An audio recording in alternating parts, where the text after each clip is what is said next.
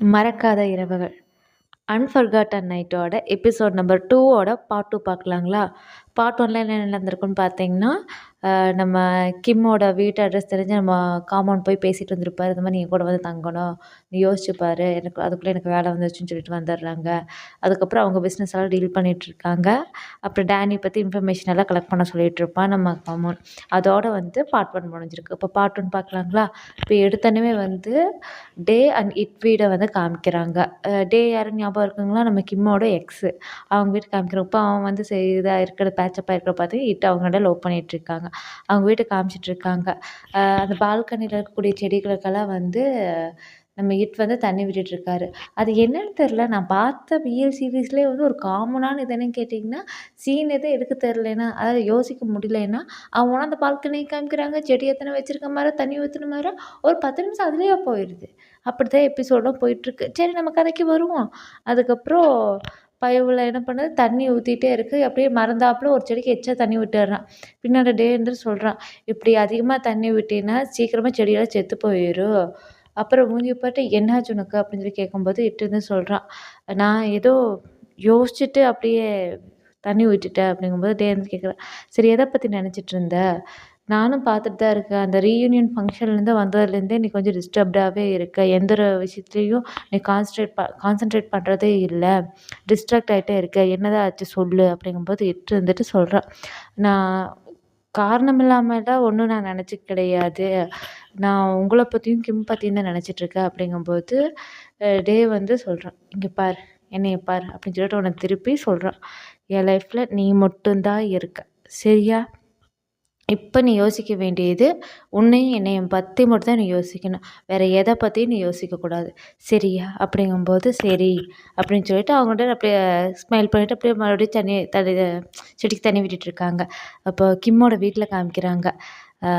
க key lobe வந்து கதவை தட்டுறான். அந்த அடியாள் ஒருத்தன் இவனை பார்த்துக்கிறவங்க வச்சுருப்பாங்கல்ல காமனு, கதவை தட்டுறான். அப்புறம் கிம் வந்துட்டு, இப்போ என்ன, எனக்கு வேலை இருக்குது, என்ன இருந்தால் சொல்லுங்கள் டக்குன்னு அப்படின்னோடனே லோப் வந்து சொல்கிறான், நான் ரொம்பலாம் டைம் எடுத்துக்க மாட்டேங்க.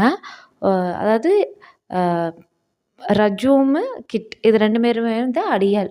அவங்க வந்து வந்து ஒரு மெசேஜ் அனுப்புனதா சொல்லியிருக்காங்க. கிட்டேருந்து மெசேஜ் வந்திருக்குது, அது உங்ககிட்ட நான் சொல்லணும் அப்படிங்கும்போது கிம் வந்து சொல்கிறான், சரி, அதாவது நீ இப்போ என்ன சொல்ல வர? வந்து என்கிட்ட ஒரு மெசேஜ் சொல்லணும்னு சொல்லியிருக்காங்க, அப்படித்தானே? அப்படிங்கும்போது லோப் வந்து சொல்கிறான், ஆமாம் ஆமாம் அப்படிங்கும்போது கிம் வந்துட்டு உடனே கதவை சாத்த போகிறாங்க. இவன் அதுக்குள்ளே காலை இடையில விட்டுட்டு சொல்கிறேன், நான் ஒன்றும் மெசேஜ் உங்ககிட்ட சொல்ல கிடையாது அப்படிங்கும்போது கிம் வந்து சொல்கிறேன், என்ன மெசேஜ் சொல்லு அப்படிங்கும்போது லோப் வந்து சொல்கிறேன், இந்த மாதிரி கிம் வந்து 2 நாள் கழிச்சு உங்களை வெளியே டின்னருக்கு கூப்பிட்டு போகிறாராம்மா, அந்த மெசேஜ் தான் உங்களுக்கு சொல்கிறாரு அப்படிங்கும்போது கிம் வந்துட்டு சரி சரி அப்படின்னு சொல்லிட்டு என்ன பண்ணுறான், கதவை அப்படியே சாத்துறான். நம்ம லோப் வந்து கால் இன்னும் இடையிலவே வச்சிருக்கான். அதுக்கப்புறம் அவனுக்கு அடிபட்டுருது. கிம் வந்து சாரி, நீங்கள் நான் கதவை சாத்துற இடத்துல காலை வச்சுருந்தீங்க, அதனால தான் அங்கே பட்டுருச்சு, கால் எடுத்துக்கிறீங்களா அப்படிங்கும்போது சரின்னு சொல்லிட்டு அவனும் வந்து கால் எடுத்துக்கிறான். ஏன்னா லோப் பாருங்கள், டேரெக்டாக வந்து வந்து உங்களை 2 நாளில் கூப்பிட்டு போகிறாங்க டின்னருக்கு அப்படின்னு சொல்லாமல், ரஜும் கித்தும் வந்து உங்கள்கிட்ட சொல்லியிருக்காங்க, அதாவது அந்த ஹெட் பாடி கார்டு அவங்கக்கிட்ட 2 பேர்த்துக்கு சொல்லியிருக்காங்க அப்படின்னு சொல்லி சுற்றி வளைச்சி பேசுகிறது தான் நம்ம லோப் வந்து ரொம்பவே கில்லாடி. நம்மளும் வந்து நிறைய பிஎல் சீரிஸ் எல்லாம் பார்த்துருப்போம். அதில் ஒவ்வொரு மாஃபியாக்கிட்ட இருக்கக்கூடிய பாடி கார்டும் ஒவ்வொரு ரகம் சொல்லலாம். இதுவும் ஒரு ரகம் தான், சரிங்களா? கிம் வந்துட்டு ரூம்குள்ளே வந்துட்டு அப்படியே சிரித்து பார்க்குறாங்க, என்ன இது அப்படின்னு சொல்லிட்டு. அதுக்கப்புறமா இப்போ வந்து ஒரு கிளினிக் வந்து காமிக்கிறாங்க, ஒரு டெர்மட்டாலஜிஸ்ட் கிளினிக் காமிக்கிறாங்க.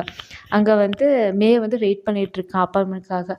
போயிட்டு பார்க்கும்போது, என்ன டாக்டர் வந்துட்டாங்களா இல்லையா, நான் வந்து எவ்வளோ நேரம் ஆச்சு, நான் ஆல்ரெடி அப்பாயின்மெண்ட் போட்டு தானே வந்திருக்கேன், ஏன் இப்படி ஆயிட்டிருக்கு அப்படிங்கும்போது அந்த கிளினிக்கில் இருக்க சர்வெண்ட் வந்து சொல்கிறான், அந்த மாதிரி இல்லைங்க, உங்களுக்காக தான் ரூம் ரெடி பண்ணிகிட்ருக்காங்க டாக்டர், ஸோ வெயிட் பண்ணுங்கங்கிறாங்க. அதுக்கப்புறம் என்ன ஆகுது, அவள் எந்திரிச்சு வந்த நேரம் பார்த்து நம்ம செரியும் வந்து அங்கேயே தான் வந்து அப்பாயின்மெண்ட் புக் பண்ணியிருப்பா.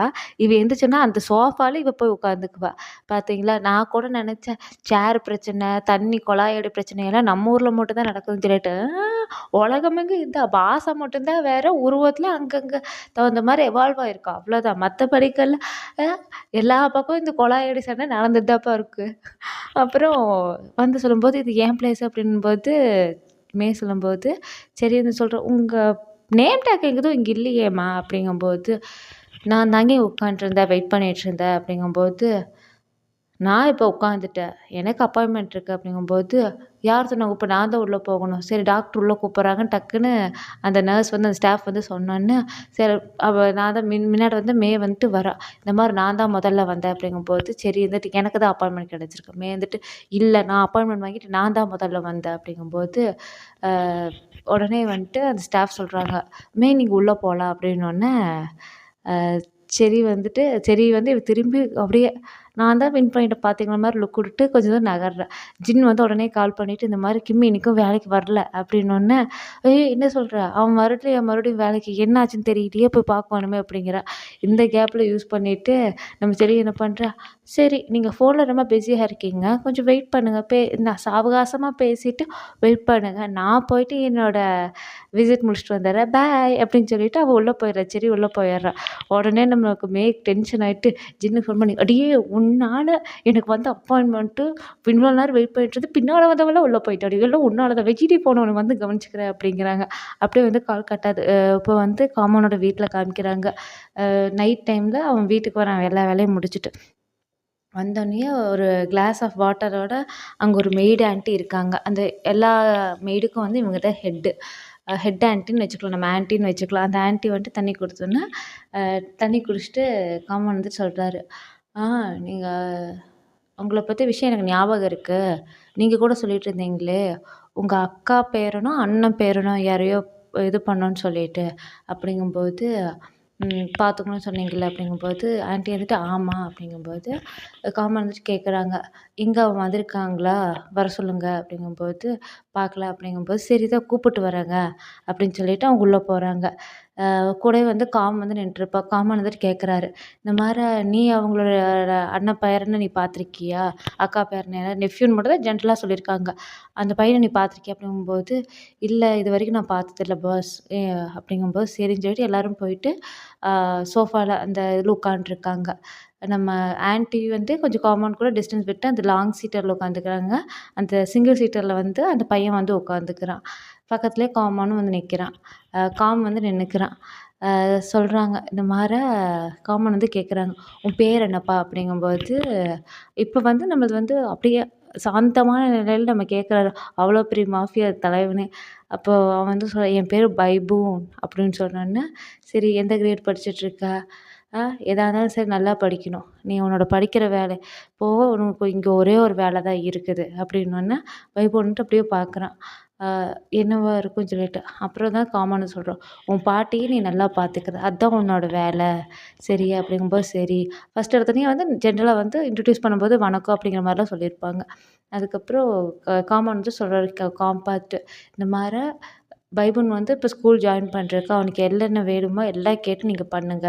அவன் நல்லா படிக்கணும். அதுக்கு நீங்க தான் பொறுப்பு பார்த்துக்கணும் அப்படின்னு சொன்னோனே, சரின்னு சொல்லிட்டு காமன் வந்து கிளம்பிக்கிறாங்க.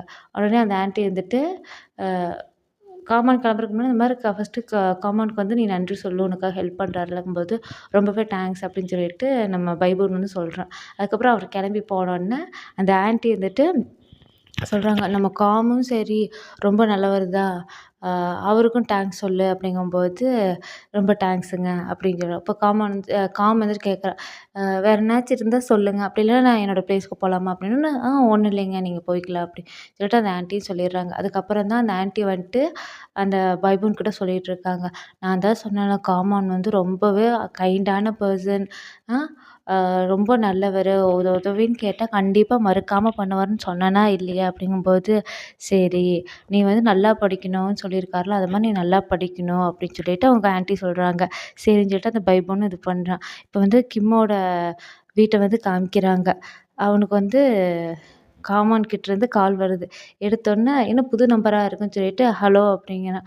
காமான் வந்து சொல்றாங்க, "இன்னைக்கு என் ஆளோட மூஞ்சி நேர்லயே வந்து நீ 2 தடவ கதவ சாத்தியிருக்க இல்லைல்ல?" அ அப்படிங்கும்போது கிம் வந்துட்டு, "காமன் காபா" அப்படின்னோனே, காமன் வந்துட்டு, "ஓ! என் வாய்ஸ்லாம் ஞாபகம் வச்சிருக்க போல இருக்கு." கிம் வந்துட்டு, "எங்கேருந்து என் நம்பர் கிடைச்சது உங்களுக்கு?" அப்படின்னோனே, காமன் வந்து சொல்றாங்க, "எனக்கு தெரிலப்பா.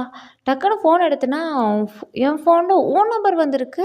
அதான் கால் பண்ணேன்." அப்படிங்கும்போது கிம் வந்துட்டு, பொய் சொல்லாதீங்க. வாய திறந்தாவே பொய்யி. சரியா? அட்லீஸ்ட் ஒரு பொலைட்டாவாச்சும் என்கிட்ட கேட்கலாம்ல நம்பர் வச்சுக்கிறேன்னு சொல்லிட்டு. ஆ என் பிரைவசி இது வந்து மதிக்காத மாரி இருக்கு. அப்படின்னோன்னே காமன் வந்துட்டு சொல்றான். ஆ சரி, சரி. இது என்னோட தப்பு தான். அப்படிங்கும்போது அதான் யோசிச்சேன் நானு. மாஃபியாவே ஆனாலும் சரி, லவ்வுன்னு வந்துட்டா முட்டி போட்டு தப்புன்னா தப்புன்னு சொல்லி கேட்டு தான் ஆகணும் போல இருக்கு. சரி வார்த்தைக்காக சொல்ல, ரியல் லைஃப்ல எந்த பையனும் முண்டி போட்டு கேட்க போறதில்லன்னு வையி. ஓகே நம்ம கதைக்கு வருவோம். அதுக்கப்புறம் கிம் வந்து சொல்றான்.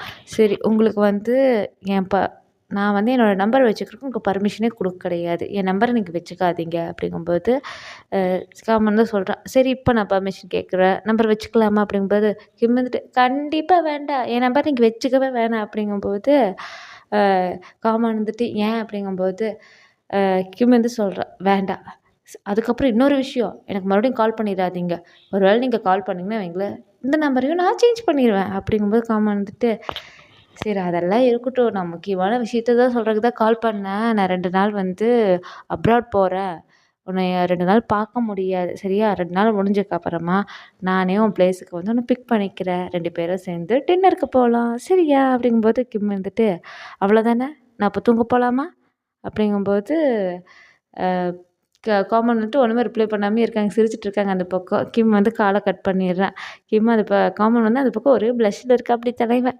கிம் வந்துட்டு, "இந்த மாரி ஆளோட எவன் சோறு சாப்பிட போறான்? ஆ 1000 வருஷம் என்ன 2000 வருஷம் ஆனாலும் இந்த ஆளு கூடலாம் போவே மாட்டேன். ச்சே ச்சே ச்சே ச்சே" அப்படின்னு சொல்லி நினைச்சிட்டு இருக்கான்.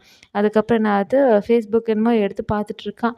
அதில என்ன ஆகுது, டேவும் இட்டும் வந்துட்டு எங்கேயோ வெளிய போயிருப்பாங்க போல இருக்கு. டேட்டிங் இல்ல. அதனால அந்த ஃபோட்டோலாம் அப்லோட் பண்றாங்க. நம்ம கிம்மு பார்த்துட்டு ரொம்ப ஃபீல் பண்றான். பயவுள்ள. அதுக்கப்புறம் இப்ப வந்து டே அண்ட் இட்டோட வீட்ல வந்து காமிக்கிறாங்க. நைட் டைமுங்கிறனால என்ன பண்றான், அவன் நைட் ஃப்ரெஷ் அப் ஆயிட்டு டே வந்து கண்ணாடி முன்னாடி நின்னுட்டு அ தொவட்டிட்டு இருக்கான். தல தொவட்டிட்டு இருக்கான்.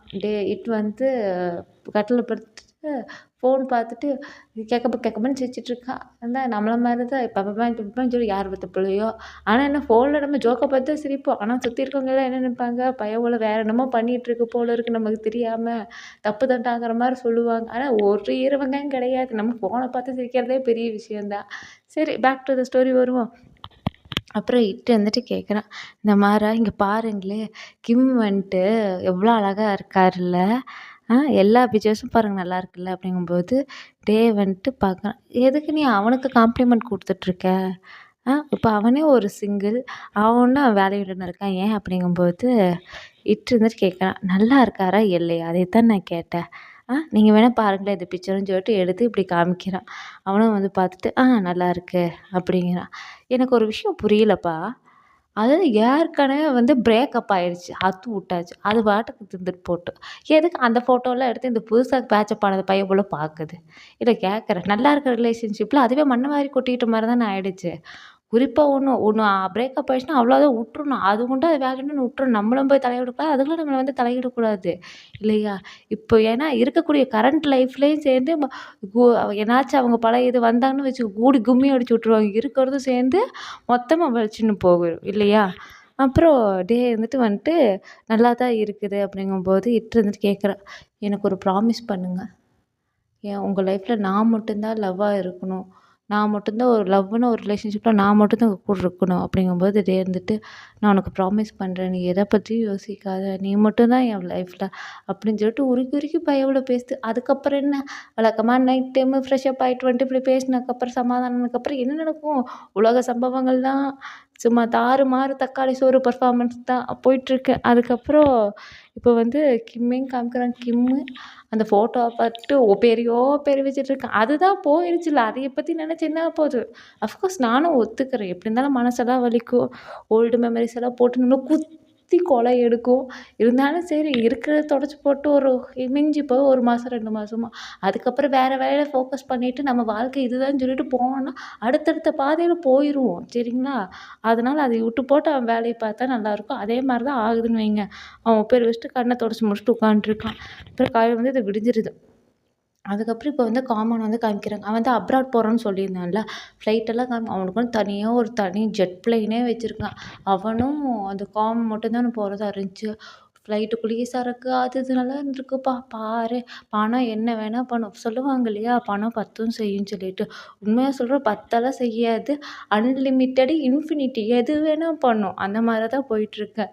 அதுக்கப்புறம் என்ன ஆகுது, போயிட்டு அந்த கொரியான் கண்ட்ரிக்கு அந்த சியோலுக்கு தானே புக் பண்ணியிருப்பாங்க. அங்க போனோனே இதாகுது. மீட்டிங்கெல்லாம் நடக்குது. ஏதோ கொரியால அவங்க அந்த கேசினோ ப்ராஜெக்ட் பத்தி எல்லாம் டிஸ்கஸ் பண்ணிட்டுருக்காங்க. அதுக்கப்புறம் இப்ப வந்து மறுநாள் வந்துட்டு நம்ம காமோட ஆஃபீஸ்ல காமிக்கிறாங்க. கிம்மோட ஆஃபீஸ்ல. கிம் வந்து உள்ள வந்துட்டுருப்பான். அவன் கிளையண்ட் ஒருத்தன் முதல்ல இருப்பான்ல, கொஞ்சம் இவன் மேல இன்ட்ரெஸ்ட்டா இருப்பான்ல, இவன் கொஞ்சம் அட்டாச் ஆகணும்னு சொல்லி தானே பயவுல ரொம்ப தேடி வந்துட்டுருக்கும். வந்துட்டு இது பண்ணிட்டுருப்பான். இவன் உள்ள வரவும் அவனும் வந்து ஆல்ரெடி உட்காந்துட்டுருப்பான். மே வந்துட்டு காலையிலேயே வந்துட்டான்டா அப்படிங்கிற ரேஞ்சில தான் வருவான். அதுக்கப்புறம் கிம் வந்துட்டு இந்த மாரி மே வந்து சொன்னாங்க, "உங்களுக்கு உடம்பு சரியில்லையாம்மா? நான் கூட 2 நாளா வந்து பார்த்துருக்கேன்." அச்சோ! எனக்கா 2 நாள் கிம் வந்து சொல்றேன், "எனக்கா 2 நாளா வந்து பார்த்துருக்கீங்களா? உங்க சிரமத்துக்கு மன்னிக்கணும். நான் கொஞ்சம் டயர்டு, கொஞ்சம் பிரேக் எடுத்துக்கலான்னு சொல்லிட்டு தான். மத்தபடிக்கெல்லாம் ஒண்ணும் இல்ல. இப்ப நான் பரவாயில்லையா தான் இருக்கேன்." அப்படிங்கும்போது, "சரி பரவால்ல உங்களுக்காக ஃப்ரூட்ஸ் வாங்கியிருக்கேன்." அப்படின்னு சொல்லிட்டு பயவுல லவ்ஸா கொட்டுது இந்த கிளையண்ட்டு. ஒரு கூட நெறைய ஃப்ரூட்ஸ் இதெல்லாம் போட்டு மேல இருந்து வேப்பரெல்லாம் பண்ணியிருக்காங்க.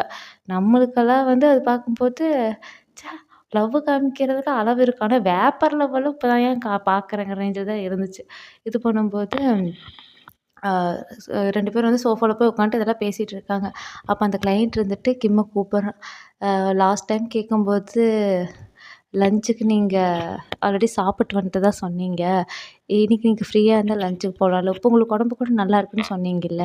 அதனால நம்ம லஞ்சுக்கு போலாமா? அப்படிங்கும்போது பாவம் கிம் வந்துட்டு அப்படியே திரு திருன்னு முழிச்சுட்டு இருக்கா. இவன் வேண்டான்னு ஏன்னா பிஸ்னஸ் ரிலேட்டடா பார்க்கும்போது, ஒரு அஃபிஷியலா பார்க்கும்போது அவன் கிளையண்ட். அந்த ஒர்க்கெல்லாம் பண்ணல. அதெல்லாம் ஓகேன்னு சொல்லலாம். இவன் வந்து ரொம்ப பர்சனலா வந்து அட்டாச் ஆகணும். ஒரு ரிலேஷன்ஷிப் வரணும்னு சொல்லி நெனச்சு பேசுறான். அவாய்ட் பண்ண என்ன பேசுறது? அவாய்டும் பண்ண முடியாது. ஒரு ஏன்னா இத டிக்ளைன் பண்ணிட்டு, பர்சனலா இருக்க டிக்ளைன் பண்ணிட்டு, அஃபிஷியல் ஒர்க் மட்டும் இருந்துச்சுன்னா, அந்த இடத்துல தர்ம சங்கடமா இருக்கும்ல. அதனாலேயே பயம் விழுந்து அப்படியே திக்கி திணறிட்டு என்ன சொல்றதுன்னு சொல்லிட்டு அப்படியே இது பண்ணிட்டுருக்கான். மென்னு முழுங்கிட்டு அப்படியே அவன பார்த்துட்டுருக்கேன் எதுவும் பேசாம. அப்ப டக்குன்னு மாசா ஒரு என்ட்ரி வருது. நம்ம தலைவன் வெளிய போயிருந்தான்ல, கொரியாவுக்கு போயிருந்தான்ல, ரிட்டர்ன் வந்துட்டு, "என்ன வீட்டுக்கு உறம்பறையில ஆஃபீஸ்க்கு உறம்பறையில வந்திருக்காங்க போல இருக்கு." அப்படின்னு சொல்லி வந்தோன்னே, அந்த கிளையண்ட்டு, மே எல்லாரும் திரும்பி பார்க்குறாங்க. ஜின்னும் வந்துட்டு அவ திரும்பி பார்க்குறா. நம்ம கிம் வந்துட்டு, "கம் ஆன்" அப்படின்னு சொல்லி நிக்கிறாங்க. அதோட எபிசோட் நம்பர் 2 முடியுது. கண்டிப்பா எல்லாத்துக்கும் நான் பேசுற நரேஷன் பிடிச்சிருக்கும்னு நம்புறேன். அப்படியே உங்க ஃப்ரெண்ட்ஸோடையும் ஷேர் பண்ணுங்க. ஏன்னா ஃபேமிலி மெம்பரோட ஷேர் பண்ண முடியும். ஏன்னா நம்மள மாரியே வந்து பிஎல் ஃபேனா இருந்தாங்கன்னா, ஷேர் பண்ணி அப்படியே சப்ஸ்கிரைப் பண்ணி சப்போர்ட் பண்ணுங்க. தேங்க்ஸ் ஃபார் வாட்சிங் and thanks for your support.